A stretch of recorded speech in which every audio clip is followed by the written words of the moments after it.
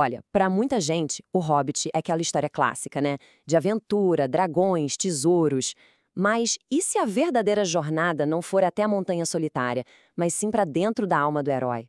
É isso que a gente vai ver aqui.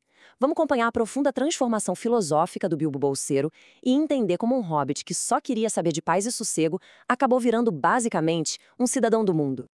E o nosso ponto de partida é esse aqui: Bilbo Bolseiro. A vida dele é um sinônimo de conforto, de previsibilidade, tudo organizado em torno de refeições bem pontuais. Para ele, uma aventura não é chance de crescer, não. É só uma perturbação, uma coisa grosseira que, no fim das contas, só serve para uma coisa: atrasar para o jantar. E aí fica grande a pergunta, né? Como é que esse hobbit, que amava tanto seu conforto, virou um herói? Um herói cujas escolhas mudaram o destino de um mundo inteiro. Porque, vamos combinar, a jornada do Bilbo é muito mais do que só enfrentar trolls e um dragão. É sobre demolir uma visão de mundo inteira e construir outra no lugar, sabe? Tijolinho por tijolinho. A resposta, na verdade, vai além da coragem. É sobre uma jornada filosófica que ninguém esperava. Pensa só, cada passo que ele dá para fora do condado o força a encarar umas ideias bem grandes. Tipo, o que define quem a gente é? Qual é o verdadeiro perigo da ganância? E no fim das contas, o que significa ser rico de verdade? É essa trilha que a gente vai seguir para ver como a estrada não mudou só o lugar onde ele estava, mas a alma dele. Para a gente entender essa mudança toda, primeiro a gente tem que sacar de onde o Bilbo veio. E não é só um lugar no mapa, não. É um estado de espírito mesmo. O condado, a casa do Bilbo, é o que a gente chamaria de um lugar bem provinciano. Sabe, ali o que é diferente causa medo. Para ter uma ideia, até hobbits que moram do outro lado do rio já são considerados estranhos. O que vale mesmo é a reputação, é fazer tudo como sempre foi feito. É um mundo que, claro, oferece segurança, mas o preço é uma visão de mundo assim, bem limitada. E a jornada para valer mesmo começa quando o Bilbo é, literalmente, empurrado para fora da porta de casa. A partir daí, a estrada vira a grande professora dele, forçando-o a deixar para trás tudo aquilo que ele achava que sabia. E aqui a gente vê um contraste bem claro. De um lado, o Bilbo começa com essa mentalidade provinciana. O condado é o centro de tudo e qualquer coisa fora de lá é, no mínimo, suspeita. Mas a estrada o força a desenvolver uma visão cosmopolita. O que é isso? É a ideia de que somos todos cidadãos de um mundo muito maior, um mundo aberto a outras culturas, onde existem muitos jeitos diferentes e válidos de se viver. E para o Tolkien, o autor, o simples ato de caminhar era algo transformador. Não é só sobre ir do ponto A ao ponto B, é sobre como o ritmo da caminhada, sabe, deixa os pensamentos fluírem, conectar a mente com o mundo à sua volta. O Bilbo não está só viajando, ele está se reencontrando, se reconectando com quem ele é a cada novo passo. É aqui que a jornada do Bilbo muda assim, da água para o vinho. Deixa de ser uma aventura do lado de fora para virar uma batalha moral do lado de dentro. E tudo começa com um encontro no escuro e a descoberta de um anelzinho dourado. Essa pergunta, o que ele tem nos bolsos, parece uma coisa simples, né?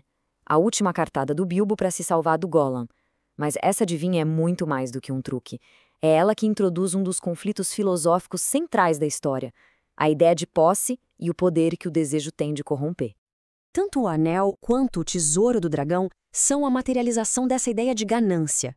E a ganância, como o filósofo Tomás de Aquino definiu, não é só querer ter coisas. É um amor tão desmedido por riquezas que se torna um desejo que deforma o caráter, que escraviza a pessoa.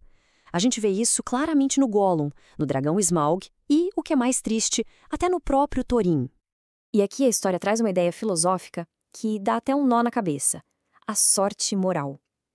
É pra gente parar e pensar, quanto do heroísmo do Bilbo foi mérito dele mesmo? Ele achou o anelo por puro acaso. Sobreviveu a várias situações por coincidência. A pergunta que o Tolkien deixa no ar é: como é que a gente separa o que é virtude de verdade do que é simplesmente sorte? Essa questão é o coração da jornada do Bilbo. A aventura toda é um grande teste para saber se as qualidades boas dele são algo dele mesmo ou se são só resultado de ter dado sorte. O anel força o Bilbo e força a gente também a encarar o papel que o acaso tem na nossa vida moral. Ok, então se a ganância é o veneno e a sorte é essa força que a gente não controla, qual é o antídoto? A resposta talvez esteja num conceito que lembra muito o desapego taoísta. A ideia não é virar uma pessoa indiferente que não se importa com nada. É sobre se libertar da escravidão do desejo. É ser como um espelho.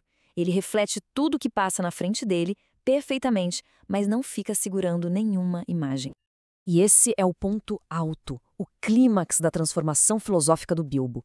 Em vez de querer para si a Pedra Arquim, a joia mais valiosa do tesouro, ele a usa como uma ferramenta para tentar evitar uma guerra. Nesse momento, ele se liberta completamente daquela ganância que estava consumindo Thorin, que consumiu o dragão. Ele prova que aprendeu a lição do desapego na prática. Depois dessa prova de fogo, a jornada de volta para casa serve para redefinir totalmente o que o Bilbo considera valioso. Por contrato, o Bilbo tinha direito a um 14avos do tesouro. Para a gente ter uma noção, isso é uma fortuna material que mal dá para imaginar. Dava para comprar o condado inteiro, várias vezes. Esse número representa a riqueza que ele podia ter pego para ele. Mas em vez de se apegar ao ouro, olha só o que ele oferece em troca. Não é tesouro, é hospitalidade. É chá às 4 da tarde, é uma porta sempre aberta. Ele basicamente trocou uma fortuna material por algo que, para ele, agora vale infinitamente mais. A riqueza da amizade, da comunidade. No fim das contas, o verdadeiro tesouro que o Bilbo levou para casa não era algo que cabia em baús. Foi a sabedoria que ele ganhou. Ele aprendeu que generosidade vale mais que ouro, que a perspectiva dele agora ia muito além das fronteiras do condado. E talvez o mais importante, que a sabedoria que a gente conquista com esforço vale mais do que qualquer inocência confortável. A história do Bilbo, no fundo, é um grande lembrete. Um lembrete de que as maiores aventuras, muitas vezes, não são sobre os perigos que estão lá fora, mas sobre as transformações que acontecem aqui dentro. A estrada dele, como a de todo mundo, continua seguindo em frente, sempre oferecendo a chance de a gente se tornar algo novo, algo diferente.